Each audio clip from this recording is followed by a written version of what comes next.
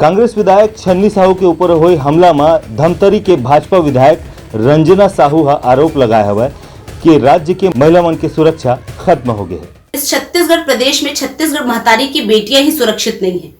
पूरे प्रदेश में डर और भय का वातावरण बना हुआ है। महिलाएं घर से निकलने के लिए डरती हैं, घर से निकलने के लिए हिचकिचा रही हैं।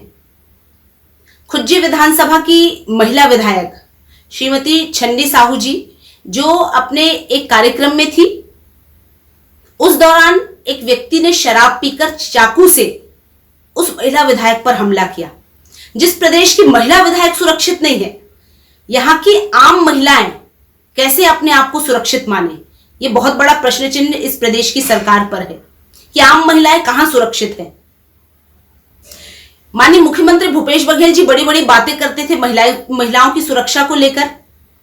इस सरकार की प्राथमिकता भी महिलाएं थी, लेकिन अब क्या हुआ? डर और भय का वातावरण है। शराबबंदी को लेकर इस सरकार ने बड़ी बड़ी बातें की। क्या हुआ शराबबंदी का? सरकार ने कस्में खाई, संकल्प लिया कि हम शराबबंदी करेंगे, लेकिन अभी तक शराबबंदी नहीं हुई और उसका परिणाम यह हुआ कि महिलाओं पर चाकू से हमले हो रहे हैं। इस सरकार को तुरंत इस्तीफा दे देना चाहिए, क्योंकि महिलाओं की जिम्मेदारी यह सरकार नहीं उठा पा रही है।